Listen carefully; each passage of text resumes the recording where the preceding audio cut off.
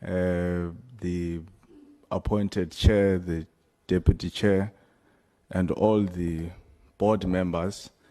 I think you did say, Chair, I'm sure they've hardly finished a month or they've just finished a month. So it's a fairly new board.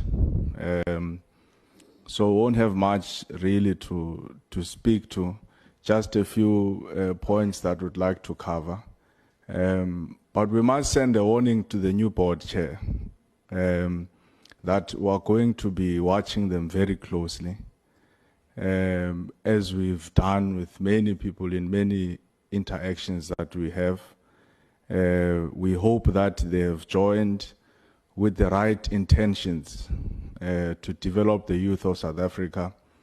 And we hope that they will be able to withstand the many pressures from politically interested individuals who have in the past wanted to use the NYDA to steal money that is meant to develop young people and redirect that money towards activities of their political parties and organizations.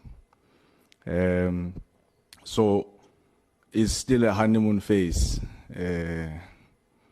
I hope it's going to stay like this. Even my voice is softer. So we hope that we're not going to have issues.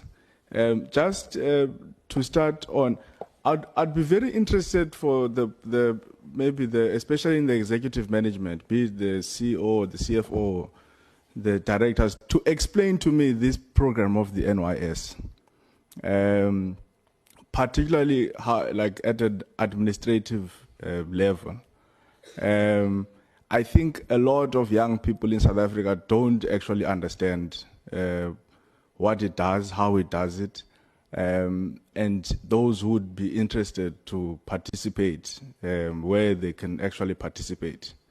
So I think I'd be interested in trying to get a greater understanding on how that works, and also how do you track the impact? Because, and maybe you'll correct me if I'm wrong here, in my understanding, you get a budget from the presidency through the YES or the employment scheme or something like that, and then you appoint administrators in the form of NPOs, who must then go and recruit young people to either participate as support staff or teachers and place them. So my question would be, I mean, how does that process work? But also, do we need the NPOs to go and recruit people to form part of this program?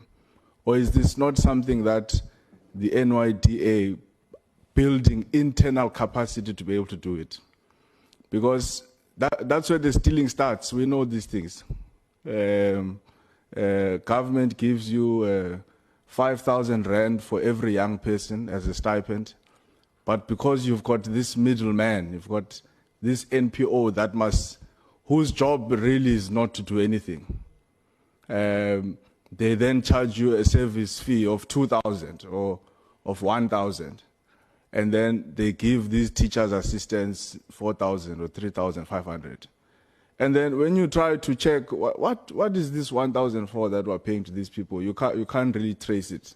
That's how they are stealing money at NSFAS. They've got 4 companies that are used to pay monies to landlords and to students. And then the question we ask them is, why don't you just pay these people directly? Because already you should have their database. I want to believe the NYDA should have a list of these odd, I think you said 40,000 or something like that, people who are currently going through the NYS. And you'll find that if you cut out the middleman, you are actually going to have access to more money so that you're able to onboard more young people. But like I said, I don't understand it, so maybe CEO, you'll take me into confidence and the many young people in South Africa. The other thing I wanted to speak to on slide 16 on your grant sectors and all of that, I don't think we must celebrate this thing that we're giving salons and car wash a lot of money. when we've actually have so many intelligent young people in South Africa who are coming up with so many innovative and modern technical ideas that are driving innovation and that are also aligned with the global standards in terms of the science and technology and how and the direction that the world is taking. Like, you can't have an NYDA that is supposed to be led by young people who are dynamic, that is celebrating that in our grants, the biggest beneficiaries is car wash and salon. I'm sure when the youth in China listen to that, we become a laughing stock. Like, really? That's what you came up with? Like, you give the car wash grants, and then you celebrate that as something that must be. So, please, I think we really need to move away from that. There are young people in farming. I see here, this is good. There are young people in manufacturing. There are young people in construction. There are young people in engineering, young people in health, young people in tech. Let's try to move away from that archaic way of doing things, which, by the way, is also another way of stealing, because half of these car washes that are receiving money from the NYDA are either non-operational. And I don't remember the last time I saw a young South African running a salon. You may prove me wrong. I don't remember. This morning I just came from cutting my hair. Because it was early, I had to look for a number of barbers. I can tell you now, out of the 4 or 5 that I tried to knock in, I didn't find a young South African who was cutting hair or doing hair. So even as a salon in Asfanda, really, I think it's questionable. But again, this is not for the new board. It's a legacy thing that I want you guys to really look into. The second last point that I'll want to make is that I agree with the sentiments of the former speakers. We need to try and, by all means, to make the NYDA more accessible, especially in your rural and township communities. You see, you're going to operate in a very difficult environment as a new board, because there's a huge trust deficit between the NYDA and the people of South Africa in general. And you can't blame them, because there's history to prove that. Like, people just don't trust you. Chair, I mean, you just entered office, you have not done anything wrong, already we don't trust you.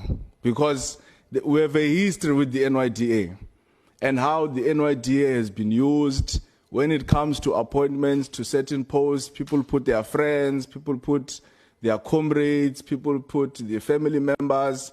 So you must appreciate that you then have to work extra hard, not just to democratize it and be seen to be opening up, but you must be seen to be doing it as well.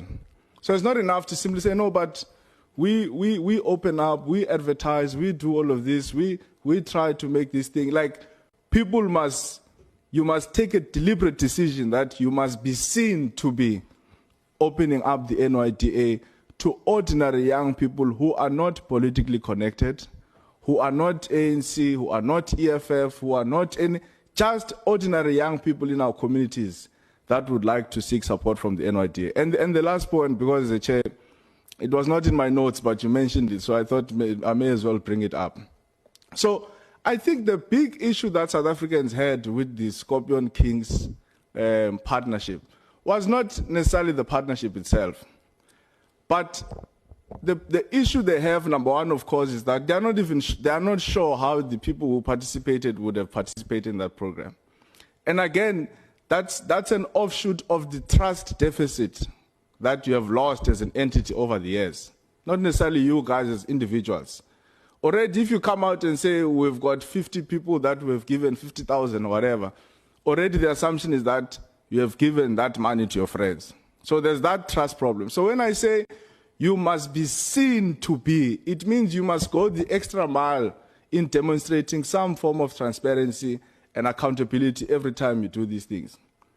But secondly, the other thing is that they perceive you to wanting to be aligning yourself with big brands and big enterprises and big events, when you should actually be taking Scorpion King's minds to the villages.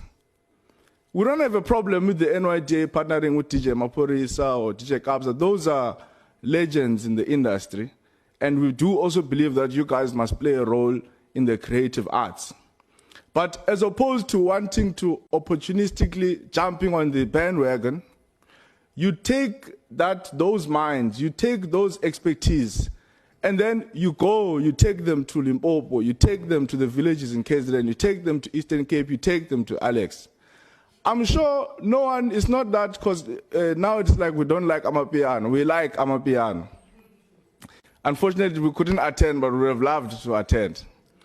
But I don't think people have a problem with NYT assisting. But if the narrative had been, we went into Tembisa somewhere, we found a group of 5 or 10 boys who don't have a studio, they don't have headphones, they don't have CDJs or whatever, and then we went inside there and we tried to assist them with tools of trade. I think that is a much stronger message than wanting to jump on the big partnerships. Of course, the big partnerships are very important because that's likely where the capital is going to flow from, brands and all of that. But the point that we want to make, when you clarify to us, CEO, what was that about and what it entailed and how did you go about in doing it? I think the main message here is that let us go and empower these forgotten young people who are not in the mainstream, and then let's try to bring them in the mainstream. And then if we've got a relationship with people who are influential in the mainstream, let us try to capitalize on our relationship. If you've got the phone number of DJ Maphorisa, comrade CEO, call Maphorisa and say, hey, Muna, there are some Likompo artists in Limpopo. They would love if you could come in and, run a workshop with them and then we support it and all of that. As opposed to wanting to be seen to join the bandwagon because it's a big event and all of that. So I think I'll hold it there, Chair.